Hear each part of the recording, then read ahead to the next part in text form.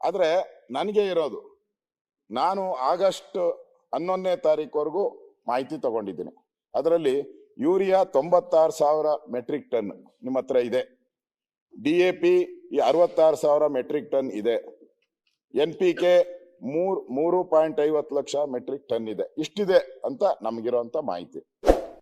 ಇಷ್ಟಿದ್ರೂ ಕೂಡ ಈ ಕಾಳಸಂತೆ ವ್ಯವಹಾರಗಳು ಪತ್ರಿಕೆಯಲ್ಲಿ ಬರ್ತಾ ಇದೆ, ಮತ್ತೆ ಕೇರಳಕ್ಕೆ ಸಾಗಿಸ್ತಾ ಇರೋದು ಬರ್ತಾ ಇದೆ, ಡೈವರ್ಷನ್ ಇಷ್ಟೆಲ್ಲ ಆಗ್ತಾ ಇದೆ.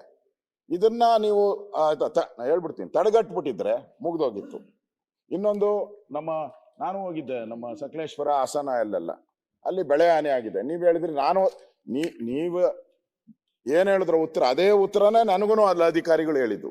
ನಾನು ಹೋಗಿ ರೈತರು ಎಷ್ಟು ನೀಟಾಗಿ ಹೇಳ್ತಾರೆ ಅಂದ್ರೆ, ನಮಗೆ ನೋಡಿ ಸರ್, ಅವನ ಇದಾನಲ್ಲ ಸರ್, ಅವನ ಅಗ್ರಿಕಲ್ಚರ್ ಅವನೇ ಸರ್ ಬಂದು ಹೇಳಿದ್ದು, ಈ ಬೀಜ ತಗೋ ಅಂದ, ನಾನು ಅದೇ ತಗೊಂಡೆ ಸರ್ ಅಂದ. ಆಮೇಲೆ ಏನೇ ಅಂತಂದೆ, ಸರ್ ಅವನೇ ಹೇಳಿದ್ದು ಏನ್ ಗೊಬ್ಬರ, ಅದೇ ಗೊಬ್ಬರ ಹಾಕ್ದೆ ಸರ್ ನಾನು. ಅವನೇನು ಹೇಳ್ದ, ಈಗ ಗೊತ್ತಲ್ಲ ಸರ್ ನಿಮ್ಗೆ, ಔಷಧಿ ಹೂವು ಬರ್ಬೇಕಾದ್ರೂ ಔಷಧಿ ಹೊಡಿಬೇಕು, ಅಲ್ಲಿ ಕಾಯಿ ಬಿಡ್ಬೇಕಾದ್ರೂ ಅಷ್ಟು, ಅವನು ಹೇಳಿದ್ದೆ ಔಷಧಿ ಹೊಡೆದೆ ಸರ್, ನೋಡಿ ಸರ್ ಅಂತ ಹೇಳಿದ್ರು. ಬೆಳೆದೇ ಇಲ್ಲ, 3 ಅಡಿ 4 ಅಡಿ ಜೋಳ ಬರ್ಬೇಕಾಯ್ತು, 1 ಅಡಿಗೆ ನಿಂತೋಗ್ಬಿಟ್ಟಿದೆ, ಮುಂದಕ್ಕೆ ಬಂದಿಲ್ಲ. ಅದಕ್ಕೆ ರೈತನ ನಾನೇನು ಉತ್ತರ ಕೊಡೋದು? ನಾನು ಅಧಿಕಾರಿ ಕೇಳಿದೆ, ಏನಪ್ಪಾ ಅಂತಂದ, ಸಾರ್ ಮಳೆ ಜಾಸ್ತಿ ಆಗ್ಬಿಡ್ತು ಸರ್ ಅಂತ.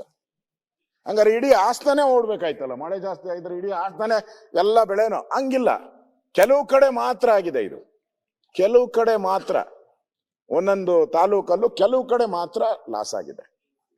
ನೀವು ಬೆಳೆ ಪರಿಹಾರ ಕೊಡಿಸ್ಬೇಕಲ್ಲ, ನೀವೇನು ಕೊಡಲ್ಲ, ರೆವಿನ್ಯೂ ಇಲಾಖೆಯಿಂದ ಬೆಳೆ ಪರಿಹಾರ ಕೊಡಬೇಕು.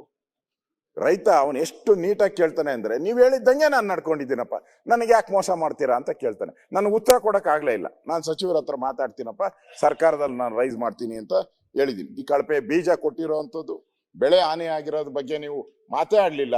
ನಾನು ಇನ್ನೊಂದು ಹೇಳಿದೆ, ದೆಹಲಿ ನಾನು ಫೋನ್ ಮಾಡಿದ್ದೆ, ಟೈಮ್ ಕೊಡ್ಲಿಲ್ಲ. ಬೆಂಗಳೂರು ಬಂದಾಗ ಕೇಳಿದೆ, ಟೈಮ್ ಕೊಡ್ಲಿಲ್ಲ. ಚೆಲುವರಾಯಸ್ವಾಮಿ ಅವರೇ, ನೋಡಿ ಸ್ವಲ್ಪ DK ಶಿವಕುಮಾರ್ ಕಲ್ತ್ಕೊಳ್ಳಿ. ಅವ್ರು ಟಕ್ ಅಂತ ಹೋಗ್ತಾರೆ, ಪ್ರೈಮ್ ಮಿನಿಸ್ಟರ್ ಭೇಟಿ ಮಾಡ್ಬಿಡ್ತಾರೆ, ಟಕ್ ಅಂತ ಹೋಗ್ತಾರೆ, ಇಮಿಡಿಯೇಟ್ ಆಗಿ ಹೋಗ್ತಾರೆ, ನಮ್ಮ ಹೋಮ್ ಮಿನಿಸ್ಟರ್ ಭೇಟಿ ಮಾಡ್ಬಿಡ್ತಾರೆ. ಭೇಟಿ ಮಾಡ್ತಾರೆ, ಪಟ್ ಅಂತ ಭೇಟಿ ಮಾಡ್ತಾರೆ. ಅಲ್ಲ ಅವ್ರಿಗೆ ಆ ಟೆಕ್ನಿಕ್ ಇರ್ಬೇಕಾದ್ರೆ ನಿಮ್ಗೆ ಯಾಕೆ ಆ ಟೆಕ್ನಿಕ್ ಇಲ್ಲ? ಅಲ್ಲ ನೋಡಿ, ಇದು ಕಾಮನ್ ಸೆನ್ಸು, ನಿಮಗೂ ಬಹಳ ಸೋಮಣ್ಣ ದೋಸ್ತು, ನಿಮಗೂ ಒಂದೇ ದೇವ್ರ ಹತ್ರ ಓದ್ತೀರಾ, ಒಂದೇ ಸ್ವಾಮಿ ಹತ್ರ ಓದ್ತೀರಾ, ದಿನ ಕೂತಿರ್ತೀರಾ. ವರ ಕೊಡೋವ್ರಿಗೆ ಈಚೆನೆ ಬರಲ್ಲ ಇಬ್ರು, 3 ಜನನು ಖರ್ಗೆ ಅವರು 3 ಜನ, ಅವರು ಸೋಮಣ್ಣ ಇಬ್ರು ಒಂದೇ ಗುರುಗಳ ಹತ್ರ ಹೋಗೋದು.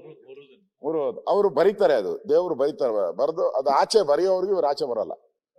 ಅಷ್ಟಿರೋವಾಗ ನೀವು DK ಆ ಫಾರ್ಮುಲಾನ ಉಪಯೋಗ ಮಾಡ್ಕೊಂತಾರೆ. DKಗೆ ಆ ಟೆಕ್ನಿಕ್ ಇದೆ.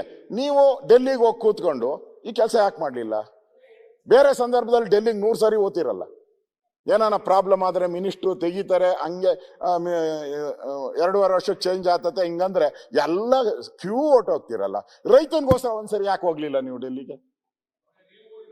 ನಾನು ಹೋಗಿದ್ದೆ 100%. ನಾನು ಹೋಗಿ ಫೋಟೋನು ಹಾಕಿದ್ದೀನಿ ಫೋಟೋನು ಹಾಕಿದ್ದೀನಿ, ನಾನು ಮುಚ್ಚುಮರೆ ಇಲ್ಲ.